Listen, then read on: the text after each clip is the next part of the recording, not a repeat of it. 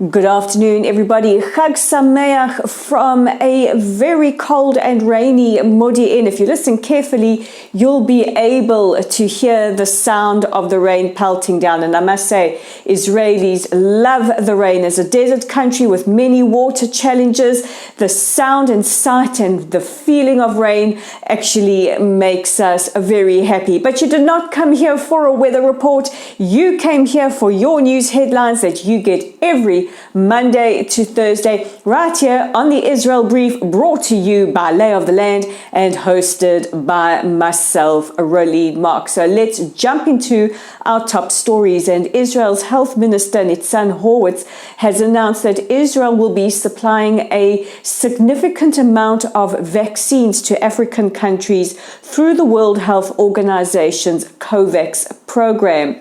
The health minister said that it is our duty to look after each other and to help those population groups with significantly less resources. The health minister also said that anybody who had been vaccinated, at least in the last 6 months, with 2 Pfizer vaccines and a booster is likely to be protected against the new Omicron variant. However, he hasn't supplied the data. Nevertheless, the Israeli Health Ministry has started their social media program that will share Israel's lessons and experiences how to deal with the COVID-19 pandemic, or at least how Israel is dealing with it. Many countries are looking to Israel for guidance or as an example how to combat the pandemic. However, it hasn't been announced yet when we plan to reopen our skies for travel. In other news, UNRWA, the United Nations Relief Works Agency's director, Philippe Lazzarini, has said that because of financial shortfalls, they will be unable to pay at least 28,000 salaries this month. Most of the teachers and UNRWA workers have gone on strike as a result of this. UNRWA has seen a significant reduction in its funding over the last year or so. This is a result of some very, very controversial incidents surrounding the UN agency. UNRWA, the United Nations Relief Works Agency's mandate is to look after Palestinian refugees. However, many of its critics accuse the organization of perpetuating a 73-year-old conflict and cycle. UNRWA has faced a tremendous amount of criticism for incitement and hatred against Jews featured in many of its textbooks. In fact, NGOs like UN Watch have released studies of the kind of rhetoric that is included. Earlier this year, UN Watch published a study where it exposed that at least 113 UNRWA teachers had been found posting insightful or anti-Semitic posts to their social media. To date, UNRWA has only dismissed 6 of those teachers. Last month, the United Kingdom slashed its funding budget by at least 50%. And Lazzarini said that at a recent conference, he managed to raise enough money to cover at least 48% of the budget, but there are still major shortfalls. And as a result of this, they are unable to pay salaries.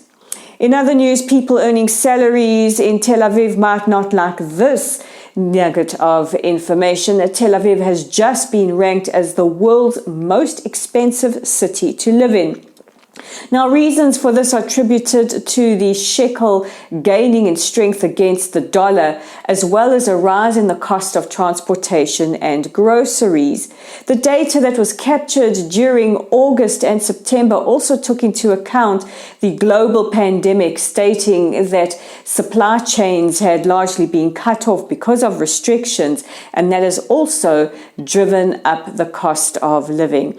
So we hope that this is the one measurable index where the cost of living or something to do with Tel Aviv drops significantly.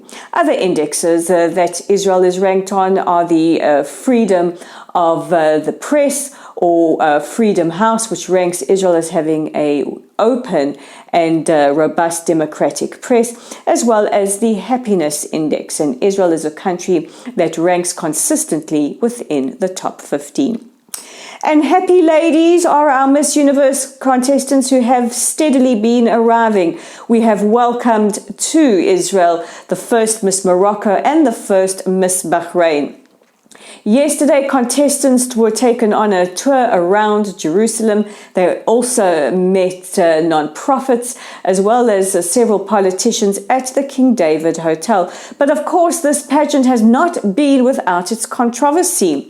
Yesterday, it was found out that Miss France had tested positive for the COVID-19 virus, and in an exposure of exactly what kind of people they are, BDS supporters Africa for Palestine in South Africa and BDS Zimbabwe tweeted out their glee that she had tested positive. Well, that tells you everything you need to know about BDS. But very interesting, we have been covering here for the last couple of weeks the controversy surrounding Miss South Africa and the fact that that country's government had pulled their support of their contestant.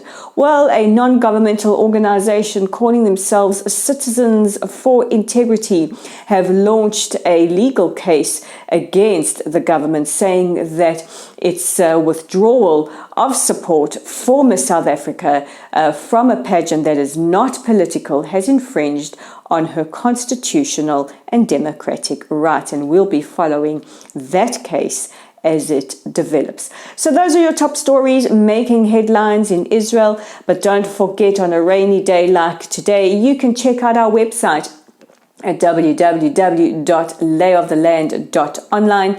We have an article there all about Iran, China and Russia and their hegemonic threats to several countries. We also have it up on our Facebook page. While you're there, please give us a like, a follow, share our content. We are also on our YouTube channel at The Israel Brief and would love it if you click on the red subscribe button. Yesterday I received some very, very hurtful and unsavory comments on our Israel Brief from a horrible anti-Semite, but we would love you to show your support for our work by clicking on the subscribe button, liking and sharing our content. And of course, we are on Twitter. You can find us at Lay of the Land 5. All you have to do is follow us. So with what are we today? Wednesday edition of the Israel Brief, also the fourth night of Hanukkah. I'm Rolene Marks. This is the Israel Brief, and we'll check in tomorrow for your top stories.